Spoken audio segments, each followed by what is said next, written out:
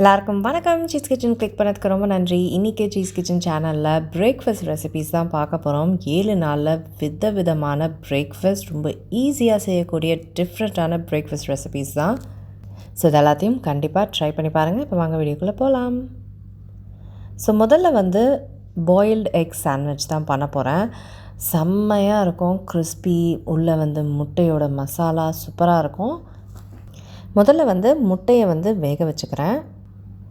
முட்டையை நம்ம இப்படி சுழட்டி விட்டு வேக வச்சோன்னா அந்த எல்லோ பார்த்திங்கன்னா உள்ளேயே இருக்கும், நடுவில் வரும் எல்லோ. ஸோ அதனால் இப்படி சுழட்டிட்டு அதுக்கப்புறம் வேக வச்சா நல்லாயிருக்கும். ஸோ முட்டை நல்லா வெந்துருச்சு, எல்லோவும் நடுவில் இருக்குது. இதை நான் குட்டி குட்டி பீசஸாக நறுக்கிக்க போகிறேன். மேஷ் மாதிரி பண்ணிடாதீங்க. இந்த மாதிரி குட்டி குட்டி பீசஸாக நறுக்கிக்கோங்க. அதில் chilli powder, turmeric powder, pepper powder, உப்பு, ரொம்ப உப்பு போடாதீங்க, ஏன்னா மஞ்சள்லேயே உப்பு இருக்கும். அதுக்கப்புறம் நிறைய கொத்தமல்லி சேர்த்துக்கோங்க. கொத்தமல்லி ஃப்ரேக்ரன்ஸ் சூப்பராக இருக்கும் அதில். இப்போ இது எல்லாத்தையுமே நல்லா மிக்ஸ் பண்ணி எடுத்துக்கோங்க.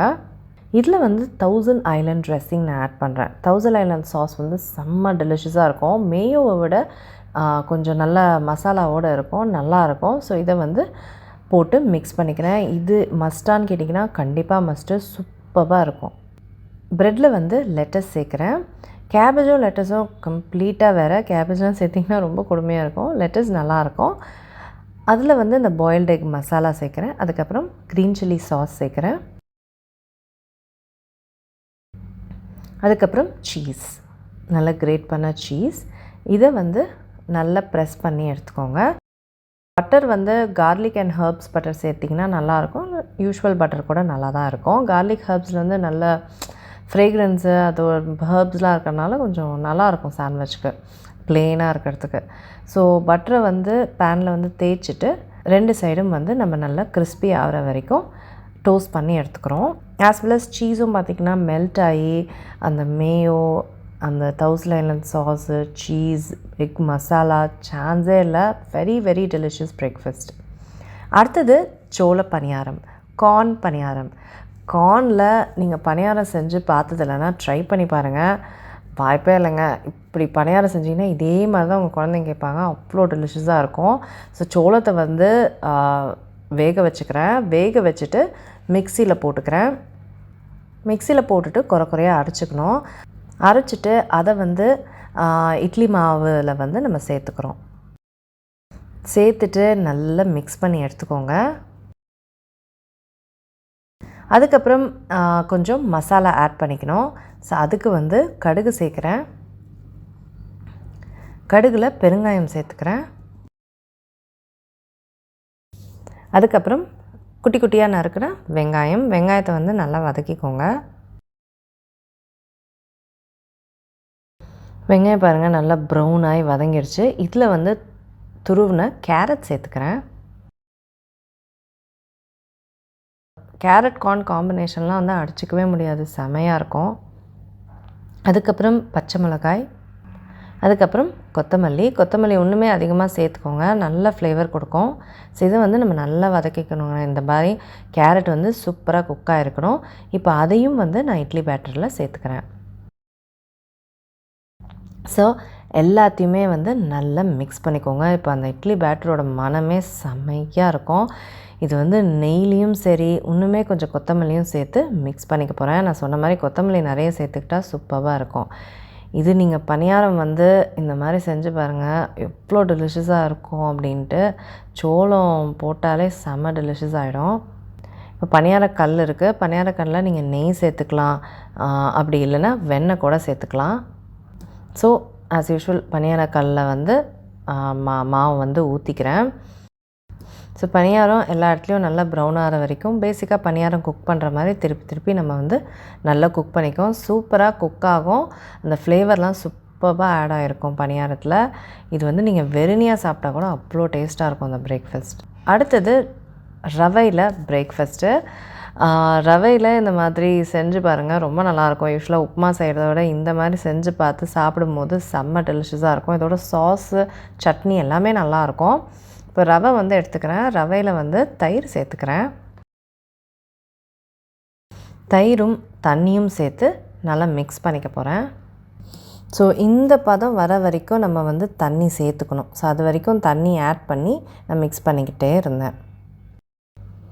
இதை வந்து நம்ம ஒரு 15 மினிட்ஸ்க்கு அப்படியே விட்டுடணும். ஸோ அந்த ரவை வந்து நல்லா புஸ்ஸுன்னு ஆகும். ஸோ 15 மினிட்ஸ் ஆகிடுச்சு. பாருங்கள், நல்லா திக்காகிடுச்சு பேட்டரு. பார்க்கவே நல்லா ஃப்ளஃபியாக சூப்பராக இருக்குல்ல. இப்போ இதில் வந்து நம்ம சில இன்க்ரீடியன்ட்ஸ் சேர்த்துக்க போகிறோம்.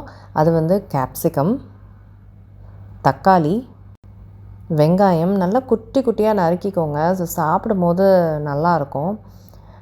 அதுக்கப்புறம் சில்லி ஃப்ளேக்ஸ் சேர்த்துக்கிறேன், சில்லி பவுடர், கரம் மசாலா, அதுக்கப்புறம் இன்னும் கொஞ்சம் லைட்டாக தண்ணி ஆட் பண்ணிக்கிறேன். ரொம்ப திக்காக இருக்குது. இப்போ இது எல்லாத்தையும் நல்லா மிக்ஸ் பண்ணிக்கிறோங்க. ரொம்ப திக்காக இருக்கக்கூடாது, ஏன்னா ரவை வந்து வேகாது. ஸோ அதனால தான் தண்ணி இன்னும் கொஞ்சம் ஆட் பண்ணிக்கிட்டேன். உப்பும் வந்து மறக்காமல் ஆட் பண்ணிக்கோங்க. ஃபைனலாக வந்து கொத்தமல்லி ஆட் பண்ணிக்கிறேன். ஆட் பண்ணிவிட்டு மிக்ஸ் பண்ணோன்னே நம்மளோட ரவா பேட்டர் ரெடி.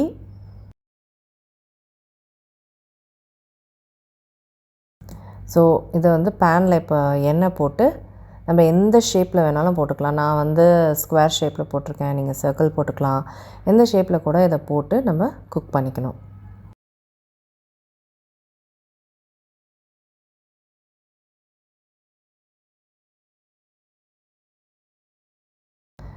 ஸோ பாருங்கள், சூப்பராக குக் ஆகிடுச்சு. ஸோ அவ்வளோதான், ரவை பிரேக்ஃபாஸ்ட் ரெடி. ரொம்ப ஈஸி, ரொம்ப ரொம்ப டெலிஷியஸ். கண்டிப்பாக ட்ரை பண்ணி பாருங்கள். அடுத்த பிரேக்ஃபாஸ்ட் வெரைட்டி வந்து மினி மசாலா இட்லி. இட்லி வந்து யூஸ்வலாக சாப்பிட்றது மாதிரி இந்த மாதிரி செஞ்சு சாப்பிடும் போது வித்தியாசமாகவும் இருக்கும், டேஸ்ட்டாகவும் இருக்கும். அதுக்கு இந்த மாதிரி மினி இட்லி வந்து குக் பண்ணி எடுத்துக்கணும். அதுக்கு மசாலா வந்து நான் செய்ய ஆரம்பிக்க போகிறேன். ஸோ கடாயில் வந்து எண்ணெய் சேர்க்குறேன். அதுக்கப்புறம் கடுகு வந்து வெடிக்க ஆரம்பிக்கணும். அப்புறம் உளுத்தம்பருப்பு, கடலைப்பருப்பு சேர்க்குறேன். அப்புறம் அசஃபோடிட்டா சேர்க்குறேன். அதுக்கப்புறம் கேஷ்யூ நட் சேர்க்குறேன். இதெல்லாம் வந்து ஒரு ஃபியூ செகண்ட்ஸ்க்கு நம்ம நல்லா சாட்டே பண்ணிக்கணும். எல்லாமே கிறிஸ்பியாக ஆகணும், கலர் மாறணும். ஸோ எல்லாமே நல்லா கலர் மாறிடுச்சு. ஸோ இந்த ஸ்டேஜில் வந்து நறுக்குன வெங்காயம் சேர்க்குறேன். இதையும் வந்து ஒரு ஃபியூ மினிட்ஸ்க்கு நம்ம வெங்காயம் வந்து குக் ஆகிற வரைக்கும் சாட்டே பண்ணணும். ஸோ வெங்காயம் வந்து நல்லா குக் பண்ணிட்டேன். இப்போ வந்து குக் பண்ண இட்லி சேர்த்துக்கிறேன், மினி இட்லி. ஸோ சாட்டே பண்ண இன்க்ரீடியன்ட்ஸ் எல்லாத்தையும் வந்து இட்லியோடு நல்லா மிக்ஸ் பண்ணிக்கிறேன். இதில் இட்லி பொடி சேர்த்துக்கிறேன். அதுக்கப்புறம் கொத்தமல்லி, அப்புறம் உப்பு, இதோட கொஞ்சம் நெய்யும் சேர்த்து நல்லா மிக்ஸ் பண்ணிக்கிட்டிங்கன்னா சூப்பரான மசாலா மினி இட்லி ரெடி. ரொம்ப டெலிஷியஸாக இருக்கும். கண்டிப்பாக ட்ரை பண்ணி பாருங்கள். அடுத்த பிரேக்ஃபாஸ்ட் வந்து முட்டை பிரெட் மசாலா. ரொம்ப வித்தியாசமாக இருக்கும். மார்னிங்க்கு வந்து ரொம்ப ஃபில்லிங்காகவும் இருக்கும். இதுக்கு வந்து நம்ம வந்து ப்ரெட்டை வந்து ஃபஸ்ட்டு டோஸ்ட் பண்ணி எடுத்துக்கணும். ஸோ வெண்ணெய் இல்லை எண்ணெய் எது வேணால் சேர்த்து டோஸ்ட் பண்ணிக்கோங்க. நான் வந்து பட்டர் சேர்த்து டோஸ்ட் பண்ணிக்கிறேன்.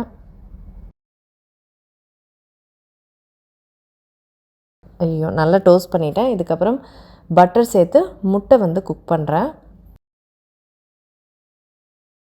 அதுக்கு பெப்பர், உப்பு இது எல்லாத்தையும் ஆட் பண்ணி முட்டையை வந்து ஸ்க்ராம்பிள் மாதிரி குக் பண்ணிக்கிறேன். அதுக்கப்புறம் பேனில் ஃபர்தராக இன்னுமே பட்டர் சேர்த்துட்டு நம்ம மசாலா ரெடி பண்ணுறோம். அதுக்கு வந்து இஞ்சி சேர்த்துக்கிறேன். அதுக்கப்புறம் நறுக்குன வெங்காயம், அதோட உப்பு சேர்ந்து வெங்காயத்தை வந்து நல்லா குக் பண்ணிக்க போகிறேன்.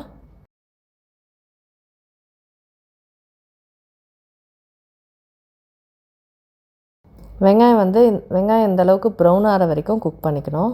இதோட டொமேட்டோ கெச்சப் சேர்த்துக்கிறேன், டொமேட்டோ சாஸ்.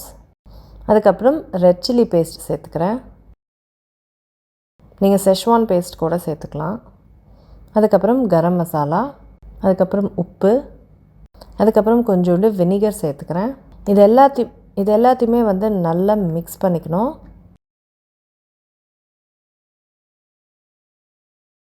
மிக்ஸ் பண்ணிவிட்டு இதை வந்து ஒரு 2 மினிட்ஸ்க்கு நல்லா குக் பண்ணிவிட்டு அப்புறம் டோஸ்ட் பண்ண ப்ரெட்டை வந்து கட் பண்ணி வச்சுருக்கேன், அதை ஆட் பண்ணிக்கிறேன். அதுக்கப்புறம் முட்டையும் சேர்த்துக்கிறேன்.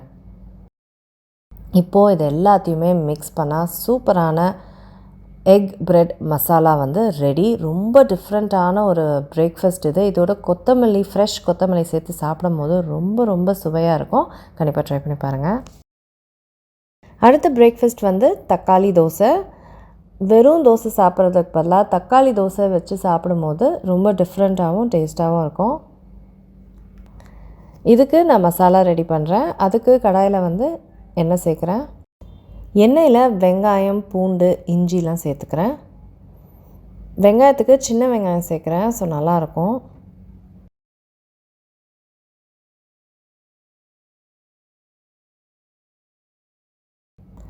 இதோட தக்காளி சேர்த்துக்கிறேன்.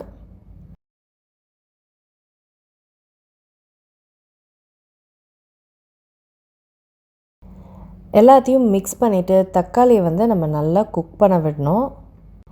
இது எல்லாத்தையுமே மிக்ஸ் பண்ணிவிட்டு இதோட காஞ்ச மிளகா, அசஃபோடிட்டா, அதுக்கப்புறம் மஞ்சள் சேர்த்துக்கிறேன். இப்போ இது எல்லாத்தையுமே வந்து தக்காளி குக் ஆகிற வரைக்கும், மேஷ் ஆகிற வரைக்கும் நம்ம வந்து குக் பண்ணோம். ஸோ அதுக்கு வந்து எப்படியுமே வந்து ஒரு 5 மினிட்ஸ் ஆகிடும். ஸோ தக்காளிலாம் நல்லா குக் ஆகிடுச்சு. எந்த அளவுக்கு மேஷ் ஆகிடுச்சு பாருங்கள். ஸோ சூப்பராக குக் ஆகிருக்கு. ஸோ இதை வந்து மிக்சியில் போட்டு நல்லா மையாக அரைச்சிக்கணும். இப்போ வந்து இட்லி மாவு வந்து ஃப்ரெஷ்ஷான இட்லி மாவு நான் வச்சுருக்கேன். நல்லா உப்பி சூப்பராக வந்திருக்கு பாருங்கள். ஸோ இந்த மாவில் வந்து நான் இந்த விழுதை வந்து ஆட் பண்ண போகிறேன். ஸோ இட்லி மாவு வச்சுட்டேன். இதில் வந்து அரைச்ச அந்த விழுதை வந்து சேர்த்துக்கிறேன். இந்த மாதிரி செய்யும் போது ரொம்ப டிஃப்ரெண்ட்டாக நல்லாயிருக்கும். ஒரு வெரைட்டி சாப்பிட்ட மாதிரியும் இருக்கும் தோசையில்.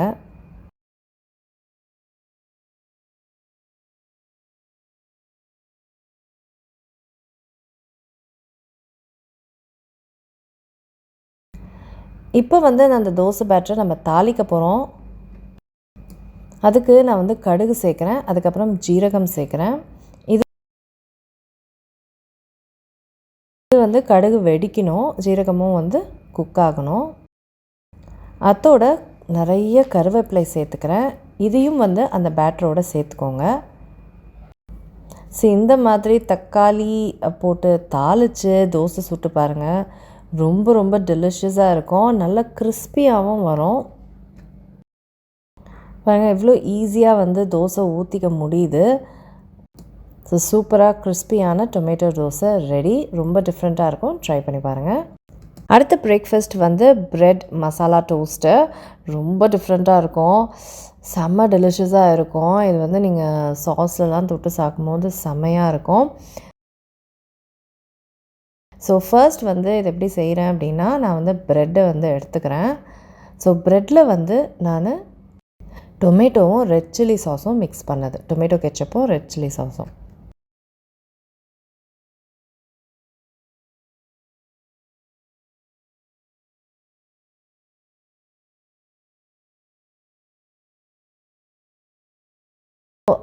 இந்த மாதிரி சாஸை வந்து எல்லா இடத்துலையும் தடவிட்டு ப்ரெட்டை போட்டு நான் க்ளோஸ் பண்ணிக்கிறேன்.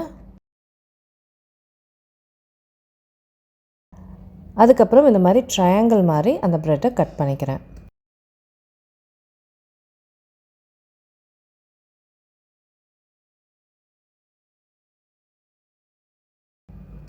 இப்போ இந்த ப்ரெட் ஸ்லைசஸை வந்து ஒரு பேட்டரில் டிப் பண்ண போகிறோம். அதை ப்ரிப்பேர் பண்ணலாம். அதுக்கு வந்து கடலை மாவு எடுத்திருக்கேன், ஆனியன் எடுத்திருக்கேன், கேரட் எடுத்திருக்கேன், குடமிளகாய் எடுத்திருக்கேன், அதுக்கப்புறம் நிறைய கொத்தமல்லி, அதுக்கப்புறம் சில்லி பவுடர் சேர்க்குறேன், சில்லி ஃப்ளேக்ஸ் சேர்க்குறேன், அதுக்கப்புறம் மஞ்சள் சேர்க்குறேன், பெப்பர் பவுடர் சேர்க்குறேன், அப்புறம் உப்பு. இப்போது இது எல்லாத்தையுமே வந்து நல்லா தரவாக வந்து மிக்ஸ் பண்ணிக்கணும். கடலை மாவில் எல்லா இன்க்ரீடியண்ட்டையும் நல்லா பிளெண்ட் ஆகணும். இப்போது இதுதான் வந்து நம்ம ப்ரெட்டை டிப் பண்ணுறது. ஸோ வாட்டர் வந்து சேர்த்து மிக்ஸ் பண்ணிக்க போகிறேன்.